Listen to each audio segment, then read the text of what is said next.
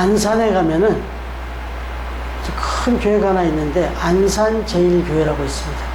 네, 그 교회를 담임하시고 이루신 그 담임 목사님이 계신데 고훈 목사님이에요. 오늘 주보의 뒷면에 보시면 고훈 이렇게 있죠. 지금 제가 고훈 목사님의 이 글들을 자주 올리는 편입니다. 네, 아주 목회를 정말 훌륭하게 잘 하신 그런 목사님이신데 이제 하나님의 부르심을 받으셔서 하나님 품에 계십니다. 그런데 이분이 그렇게 열심히 목회를 잘하고 헌신적으로 하셨는데 그 아들이 계셨는데 아들이 계셨다는 표현인데 어린 아들이 있을 때 장성했지만 그 아들이 아버지한테 목사의 뜻이 뭔지 아냐 그랬대요. 목사가 어떤 뜻인지 아냐, 목사가 뭔지 아냐, 누군지 아냐, 뭐 이런 식으로 뭐 주고받았다고 그래요. 제가 전해 들은 얘기라. 당연히 목사 그러면 칠목에 스승사자예요, 이게. 그래서 목사 하면은 성경이 사전에 찾아보면 예배를 인도하고 성도들을 교회적으로 잘 이끄는 사람, 그런 성직자, 이렇게 설명을 해놨어요, 사전에는. 그런데 이 아이가 뭐라고 얘기하냐면 목사, 나무 목자에다가 죽을 사자, 이렇게 얘기됐다는 거예요. 어서 배우긴 배웠어요. 목사는 나무에서 죽는 사람이다, 이거예요. 근데 너무 신학적인 얘기예요. 왜요? 누가 그렇게 죽었어요? 네? 누가 그렇게 죽었어요? 예수님이 나무 위에서 죽었어요. 그러니까 예수님처럼 살다가 예수님처럼 죽는 사람이 목사다, 이 얘기예요. 어린아이가 너무 기가 막힌 말을 했잖아요. 이 고은 목사님이 와서 딱 받더래요. 이거 아들 잘 키웠구나. 아이 하나 잘 키웠구나. 이랬대요. 그런데 또 한 부분은 이런 부분이 또 많이 힘든 거예요. 사실 목사는 그런 사람으로만 치부하니까. 그래서 사실 이제 오늘 말씀이 바로 그 부분을 얘기하는데, 오늘날 교회에 대한 비판이 정말 충만한 때입니다. 이게 지금 그 얘기예요. 지금 사도 바울이 나가 누구냐면 사도 바울이에요. 근데 여기 보면 아우어로 나와요. 우리 그래요. 사도 바울과 함께 사역하는 사람들을 얘기하는데, 대신 자기가 나를 비판하는 자에게 대변합니다. 우리를 비판하는 자들에게, 교회를 비판하고 목회자를 비판하는 성직, 이 사도들을 비판하는 사람들에게 사도 바울이 작심하고 말을 합니다. 근데 생각해보면 좀 목회자도 억울할 때가 있어요. 교회도 억울할 때가 있다니까요. 물론 비판하는 거리가 많이 있고 비판받을 만한 일들이 오늘날 이 땅의 교회들 중에 있습니다. 그런데 때로는 교회를 오해하고 목사를 오해해서 비판하는 경우도 있다는 거예요. 정말 좀 바르지 못하게 목회를 하거나 바르게 신앙생활을 못하는 교회가 욕먹는 것도 있어요. 그것도 우리가 잘 받아들여야 되는 거 맞아요. 그럼에도 불구하고 세상이 또는 성도들 가운데 교회를 또는 목회자를 오해하고 비판하는 경우가 있다, 이겁니다. 바꿔서 조금 더 깊이는 무지해서 비판하는 경우도 있어요. 사도 바울이 너무 억울했나, 너무 화가 났나 봐요. 그래서 이 비판한 자들에게 변명이라는 표현에 변론을 했다, 이런 얘기입니다. 자, 그럼 오늘 말씀을 한번 들어가면서 제가 말씀을 준비하면서 저는 되게 감사했어요. 왜냐하면 사도 바울도 이런 얘기를 하고 있는데 제가 우리 처음 교회를 돌아보니까 저는 해당 사항이 많이 없어요, 이게. 너무 감사했죠. 들어보세요. 자, 1절, 2절 말씀이 있는데 잘 보세요. 보시고 제가 눈으로 따라오시고 제가 이걸 쉬운 성경으로 번역해서 읽어드릴게요. 지금 1절과 2절 말씀입니다. 내가 자유인이 아닙니까? 내가 사도가 아니란 말입니까? 내가 우리 주 예수를 보지 못했습니까? 여러분, 내가 주 안에서 일하며 얻은 열매가 아닙니까? 다른 사람들에게는 내가 사도가 아닐지 모르나 여러분에게는 내가 사도입니다. 여러분이 주 안에서 생활하는 그것이 곧 내가 여러분의 사도라는 확실한 표가 되기 때문입니다. 1절이 이제 이해되셨죠? 좀 아까 읽으신 거를 다시 눈에 보면서 오늘은 쉬운 성경으로 제가 번역할 거니까 그 말씀을 눈으로 읽으십시오. 여러분, 우리는 그런 말 많이 해요. 흔히 목사가 그런 일을 할 수가 있냐, 목사가 그러면 안 되지. 우리 교회는 없어요, 그게. 근데 이 사도 바울이 고린도 교회에 갔는데 그딴 소리를 많이 들었나 봐요. 사도가 돼가지고 그러면 안 되지. 한 걸음 돌아가서, 우리 여기 은수가 앉아있는데, 아니 목사의 자녀가 그러면 안 되지. 저도 가끔 제가 또 그렇게 얘기할 수도 있지만 성도들 중에 뒤로 쑥쑥 합니다. 저 목사님 아들 봐줘, 저라고 되겠어? 이것도 우리 해당 사항이 없다는 거예요. 제가 우리 교회 누가 그렇게 얘기를 해요 지금. 내가 얼마나 감사하겠어요. 사도 바울 이 시대에 그랬나 봐요. 오늘날 교회나 뭐 다를 게 있어요. 여러분, 그런 게 없었다. 그런데 사도 바울이 뭐라고 그러냐면, 목사가 그렇게 하면 안 되지. 그래, 우리 성도들은 혹시 그럴 수 있지만 목회자가 그러면 안 되지. 뭐 이런단 말이에요. 이런 기준을 얘기한다고. 에? 그러면 생각해 보세요. 오늘 사도 바울이 뭐라고 그러냐, 나는 자유인이 아닙니까?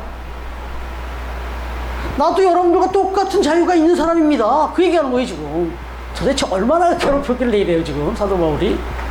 그러면서 자기가 정말 자유한 사람 맞는데, 그럼에도 불구하고 내가 혹시라도 나의 이 자유한 삶을 인해서 시험당하거나 고민하거나 그런 사람이 생길까봐 내가 행동을 자제하고 절제할 뿐이지, 나도 여러분들 먹는 거, 여러분들이 입는 거, 여러분들이 가는 거 똑같이 할 수 있는 자유가 있는 사람이다 이거예요. 아니 막 가다가 목사님이 여기로 와? 그냥 간단히 얘기할게. 아니 우리는 그래 좀 회식도 한번 하고 그러면 또 마실 것도 마시고 또 노래방도 가서 막 하고 그러지. 2차 3차 그래. 아니 목사님이 노래방에 와? 갈 수 있다는 거예요. 갈 수 있잖아요. 가서 죄 짓는 거 아니면, 가서 죄 짓는 짓 안 하고 여러분들이 자유롭게 하는 그 자유는 목회자도 있다 이거예요. 근데 막 그런 잣대로 막 자기들이 뭐 하다가 그 자리에 목사님 있으면, 뭐야 여기도 와 있어 목사가? 이러면 안 된다 이거예요. 아시겠죠 무슨 얘기인지? 목사가 어떻게 옷을 저렇게 입어? 이러면 안 된다 이거예요. 아시겠죠? 예, 지금 사도 바울이 그 얘기를 하는 거예요 지금. 자, 그럼에도 불구하고 사도 바울은, 나는 내가 알아서 목회자니까 다른 사람들이 이걸 이해하지 못할 만한 사람들 앞에서는 절대 안 한다. 절제할 것 뿐이지 나에게도 자유는 있는 거다. 이렇게 얘기를 하는 거예요. 그러면서 평신도는 할 수 있고 목회자는 하면 안 되는 일이 따로 있는 게 아니다. 또 바꿔 말하면 목회자니까 그렇게 해야 되고 평신도니까 그렇게 안 해도 되는 게 없다 이런 얘기입니다. 여러분들이 보시면서, 아 목사니까 저렇게 하시, 아유 난 평신도인데, 나는 이제 초신자인데 내가 어떻게 저렇게 할 수 있어? 아니란 얘기예요. 핑계거리가 될 수 없다 이런 얘기입니다.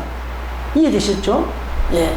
그 다음에 사도 바울이 뭐라고 얘기하면, 사도성을 의심해서 네가 도대체 예수님을 살아계실 때 만나지도 않고 같이 제자도 아니었지 않냐 이거야. 12제자가 있었는데 너는 그런 제자도 아니었지 않냐. 정통성이 의심된다 그러면서 막 공격을 했어요. 그 사도성을.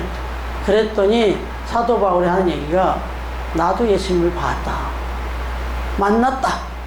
내가 예수님이 살아생전에는 같이 돌아다니면서 함께 사역하고 이러지 못했지만 나도 예수님을 다메섹 부상 가다가 만났다. 환상 가운데 만났지만 어쨌든 만났다. 그리고 더 확실한 게 있는데, 내가 사도라는 건 내가 복음을 전했는데 너희들이 열매가 됐다는 거예요. 너희들이 지금 나를 통해서 예수님을 믿었지 않냐 이거예요. 그러면 내가 사도잖냐. 내가 예수님의 쓰임을 받아갖고 당신들한테 복음을 전했더니 당신들이 예수님을 믿었지 않냐. 그럼 내가 사도 아니냐. 이렇게 얘기를 하는 거예요. 이거를 뭐 좀 확대 해석하면 그래요. 어떤 또 교회는 그래요. 목사님은 이게 다분히 흠잡고 비판하려고 딱 들어온 거야. 파고드는 거야. 우리 목사님 어느 학교 나왔대? 어느 신학교 나왔대? 뭐 막 파고 들어가는 거예요. 응? 그래가지고는 뭐 별 일 없는 신학교 나왔대? 뭐 했대? 뭐 이런 걸 따져가면서, 그리고 또 바꿔 말하면 아무 게 어떤 교회는 뭐 그 목사님이 뭐 외국에 가서 공부도 하고 박사학위를 맺겠다고 막 이랬는데 우리 목사님은 그런 부분이 없대. 정말 조금 좀 신빙성이 떨어져. 이것도 안 된다는 거예요. 제일 중요한 것은 이 목회자가 하나님의 붙들림을 받아서 쓰임받고 있느냐, 이게 중요한 거예요. 박사학위를 5개, 10개 받아오면 뭐예요? 와가지고 계속 지식 자랑이나 하고 쩍쩍 해가면서 신학적, 철학적, 문학적 해가면서 막 못 알아듣는 소리만 쫙 하면서 내가 얼마나 똑똑하고 잘난지 아냐, 이것만 하고, 그 성도들은 뭔 소리를 하는 건지, 예수님의 예자도 나오지도 않고 무슨 그런 얘기만 자꾸 하고 있고는 그분이 더 문제가 있는 거예요. 그러니까 이것도 얘기를 하는 거예요. 사도 바울이 자기의 사도성을 막 문제 삼는 사람들이 생기니까 너희들이 내가 사도라는 걸 증명하고 있지 않느냐, 이 얘기를 또 합니다. 그러면서 사도 바울의 얘기의 핵심으로 들어가면 절대로 목회자를 자기 판단으로 업신여기거나 그의 그 권위를 무시하거나 이러면 안 된다, 이런 얘기입니다. 이것도 제가 우리 처음 교회에서는 제가 고민이 없잖아요. 여러분들이 저를 업신여긴 적이 있습니까? 키가 좀 작아서? 장상진 집사님, 제가 좀 우습게 보이나요? 너무 쬐끔한 사람이 저 앞에 서서 저러고 있는 모습이 막 우스워 보이시나요? 아니에요. 장 집사님 저를 얼마나 존경스러운 눈빛으로 봐주시는데, 악수할 때 보면요, 저 키를 낮추셔서 이렇게 악수를 해주세요. 제가 우리 여집사님들은 더 할 말도 없으니까 선집사님, 강집사님 정말 제가 저 얼굴이 화끈거릴 정도로 정중하게 인사를 받아주세요. 제가 그렇게 잘났습니까? 아니잖아요. 근데 이미 여러분들이 저를 사도로 인정해 주시는 거잖아요. 맞죠? 네. 그래서 제가 이 말씀을 준비하면서 나는 웃었어요. 그래, 사도 바울도 이런 아픔이 있었구나. 그런데 조금만 뒤로 갈게요. 우리 처음 교회를 개척하기 그 다음에 또 그 뒤로 가볼게요. 업신여겼습니다. 무시당했습니다. 그게 20년입니다. 네? 업신여김을 당하고 무시를 당한 게 거의 20년 가까이 돼요. 제가 전도사부터 시작해서 지금까지 한 24년, 25년째 목회를 하는데 20년 가까이를 그렇게 목회를 하다가 비로소 하나님께서 처음 교회를 세워주시더니 업신여김이 뭐야? 권위를 무시하는 게 뭐야? 얼마나 행복하겠어요, 제가. 네, 이 영상이 혹시 유튜브 올라가서 이걸 보는 분한테 저는 자랑할 수 있어요. 이런 설교를 하고 있지만 나는 해당 사항이 없다. 예, 자, 보세요. 그러면 이제 들어가서 목회자에게는 어떤 권리가 있는 건가? 구체적으로 한번 들어가 보죠. 그래, 좋다. 목회자의 권리가 어떤 거냐? 여러분들이 그걸 좀 아셔야 그 권리를 인정해 주실 거 아니에요. 무시는 안 했지만. 자, 보세요. 3절부터 6절이에요. 이것도 잘 읽으세요. 제가 눈으로 읽으시고 제가 읽어드릴게요. 쉬운 성경으로. 나를 비판하는 사람들아. 그리고 나를 비판하는 사람들에 대한 나의 답변은 이것입니다. 우리에게 먹고 마실 권리가 없습니까? 우리에게는 다른 사도들이나 주님의 동생이나 게바와 같이 믿는 아내를 데리고 다닐 권리가 없습니까? 나와 바나바에게만은 노동하지 않을 권리가 없단 말입니까?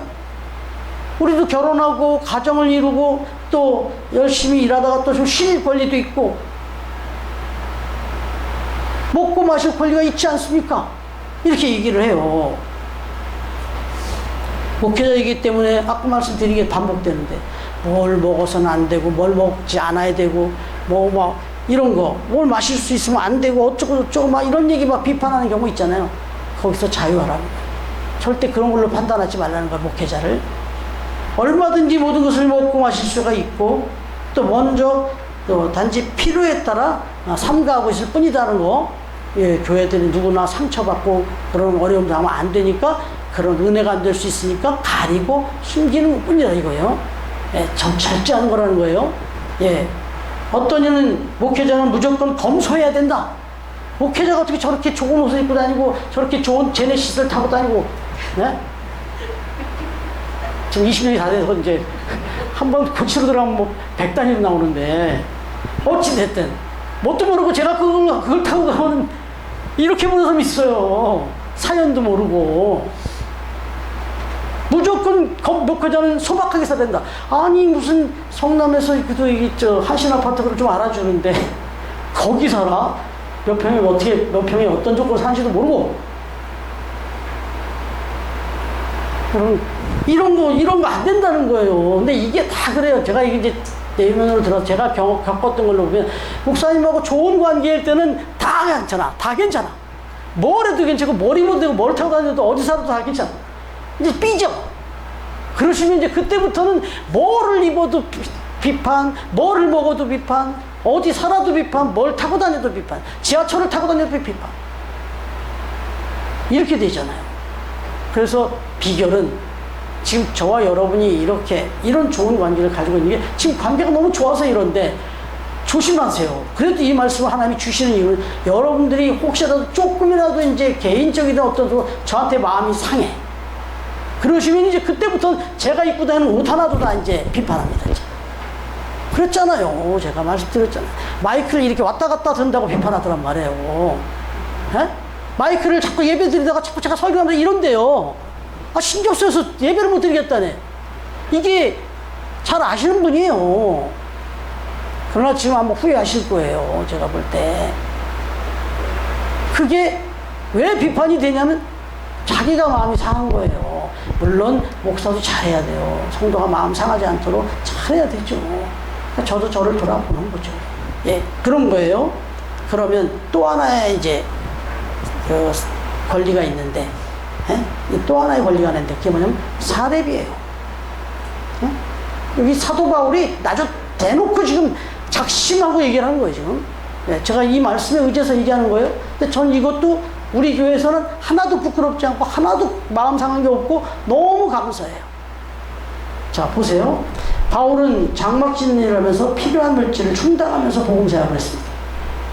이 이스라엘은 지금도 좀 그런 정신이 강한데 유대인들에게는 항상 자녀가 태어나면요 지식적인 것도 가르치고 있지만 또 그 지식을 넘어가서 뭔가 하나 할 줄 아는 거 기술을 가르칩니다.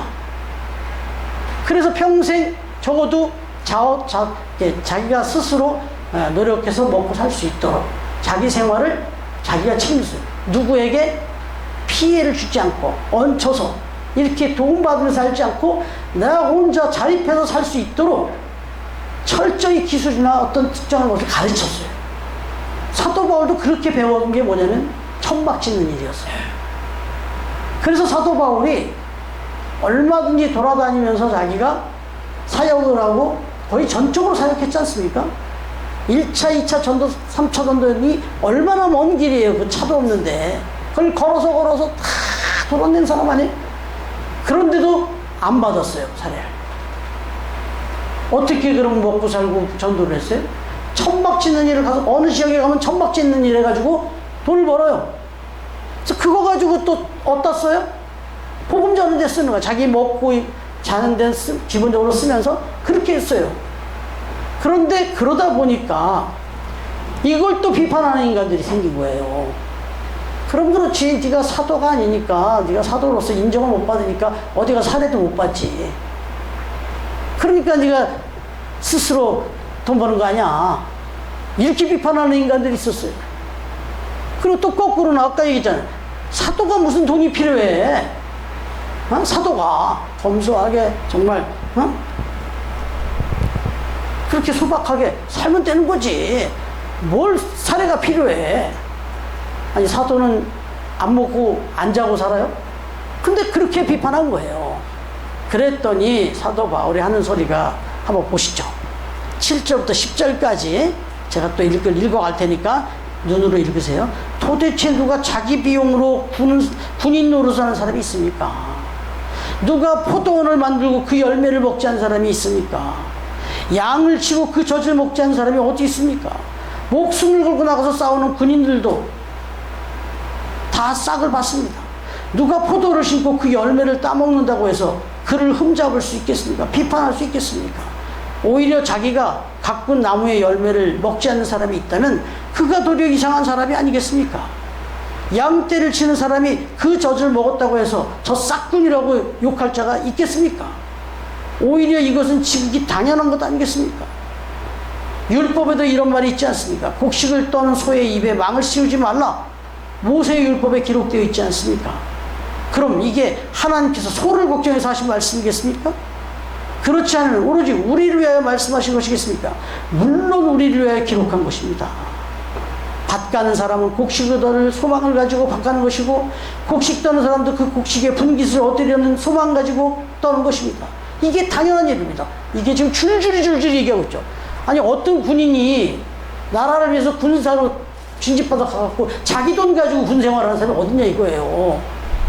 그러니까 사도 바울도 내가 하나님의 나라를 위해서 복음을 전하러 나가서 복음을 전하러 돌아다니는데 내 돈 갖고 하는 일이 어딨냐 이거예요. 복음을 전하는데 나도 당연히 내가 복음을 전하고 복음 전하는 그 대상들에게 그런 사례를 받을 권리가 있지 않냐 이거예요. 아멘이십니까? 네. 제가 여러분들한테 사례 많이 받을 자격이 있어요. 그렇잖아요. 맞죠? 제가 여러분들한테 사례를 받는 거, 그런데도 제가 우리 교회의 여러 상황을 생각해보면, 내가 이제 마지막 마무리 하겠습니다만은, 얼마나 죄송하고 얼마나 감사한지 몰라요. 우리 처음 교회를 생각할 때마다 저에게 주시는 이 사례가 정말 제가 부끄럽지만 그냥 속 고백할게요. 제가 지금 저 집계표를 만들어서 매주 저도 갖다 놓잖아요. 저거 꼭 보셔야 돼요. 아, 나는 뭐 믿어. 난 괜찮아. 목사님 안 봐도 돼. 아니요, 이게 거꾸로 생각하면 무관심이고, 목사님이 제대로 먹고 사는 거야 안 사는 거야 관심 없다는 얘기하고 똑같아요. 네? 똑같아요. 목사님이 도대체 어떻게 헌금을 하고 있고 도대체 얼마를 받고 있고 다 아셔야 돼요. 그래서 목사님 이거 갖고 이거 생활이 되겠어? 걱정돼 주셔야 돼. 그리고 또 목회자는 우리 교회 전체 재정이 뻔한데 여기서 내가 이만큼 받아도 되는 거야? 이런 생각이 들어야 돼요. 여기서 내가 하나 고백할게요. 제가 여러 번, 네, 아니 괜찮아요. 네. 제가 사모님 얼굴이 왔다 갔다 하는데 그러지 마시고, 네, 사도 바울도 이런 얘기를 했어요. 내가 그래서 걱정하지 마세요. 제가 사례를 몇 번이고 깎으려고 그랬어요. 몇 번이고 사례를, 제가 지금 받고 있는 사례를 깎으려고 그랬다. 그러다가 아니야, 그건 내 자존감이 떨어져 버리니까 안 되잖아요. 네. 많이 주세요. 그 다음에 제가 많이 헌금할게요. 네? 그러면 되잖아요. 그게 그거잖아. 여러분들은 저를 많이 최선을 다해서 주시고 저는 최선을 다해서 봉헌하고 이게 좋지. 아, 재정이 어려우니까 내가 안 받아. 그냥 적게 받아. 그리고는 헌금할 돈도 없어. 헌금할 돈도 없어, 목회자가. 그러면 또 비판받아. 목사님이 이거 헌금을 도대체 하는 거야, 마는 거야? 이거 되겠습니까? 차라리 많이 받고 많이 해가지고 성도들이 우리도 목사님 드릴 만큼 다 드렸잖아. 그리고 또 목사님 헌금을 이렇게 많이 하네? 이게 좋잖아요. 맞죠? 맞죠? 네. 이렇게 하라는 거예요. 지금 사도 바울이 그 얘기를 하고 있는 거예요. 그럼 그 다음에 결론으로 가서 교회는 어때야 모범이냐?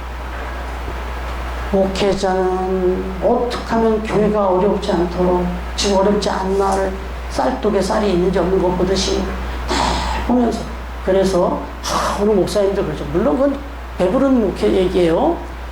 나는 우리 교회 재정에 일도 관여하지 않고 쳐다도 안 보고 몰라 나는. 이렇게 얘기하는, 나는 그렇게 생각하는 목사님들이 있어요. 그거는 절대 다수의 많은 어려운 목사님들에게 두 번 죽이는 거예요. 자기는 이제 교회가 좀 어느 정도 규모가 되니까 뭐 내가 그 쳐다보지도 않아도 뭐 사회가 그냥 아주 뭐 융숭하게 들어오니까 그런 얘기 하는 거예요. 뭐 관심 가질 필요가 뭐 있어요. 어마어마하게 주시는데. 그러나 정말 어렵고 우리가 처음 이렇게 좀 작은 규모일 때는 목회자가 관심 가져야 됩니다. 전체적에. 그래서 우리 교회가 위험하지 않도록, 어렵지 않도록. 아, 그렇구나. 그렇게 해서 살림을 봐줘야 돼요, 목사도. 네. 그래서 때로는 사례를 받았다가 그 사례를 다 그냥 헌금으로 내놓게 가. 왜? 교회가 어려우니까. 또 성도들을 살피는 거예요. 성도들이 이 헌금하기까지 지금 어떤 상황인가. 그 상황을 보면서 아, 이 성도가 지금 너무 어렵구나. 아, 이 사업이 어렵구나. 그래야 그놈 간절하게 기도가 또 들어가지 않겠어요. 이렇게 되는 거예요. 바꿔서 여러분들은 목회자를 바라보시면서 아주 자세히 보십시오. 오늘 저 다 사인하라고 좀 하고 싶어요. 그러니까 너무 관심이 없어. 아, 너무 믿음들이 좋아. 뭐 재정에 나는 괜찮아. 아니에요, 그거. 그 좋은 믿음도 아니고 교회를 사랑하는 것도 아니에요. 네? 아무튼 이렇게 해서 결론적으로는 저나 목회자나 또 성도들 여러분이나 서로가 하나 돼서 서로가 서로를 걱정해주고 서로가 서로를 염려해주면서 그렇게 서로 베풀고 서로 나누고 섬기는 가운데 이게 지금 오가면서 아주 행복하고 건강하고 아주 그런 복된 그런 처음 교회가 되어지기를 우리를 처음 가족으로 하나로 처음 교회 세우시고 처음 교회 가족으로 묶어주신 예수님의 이름으로 축원합니다.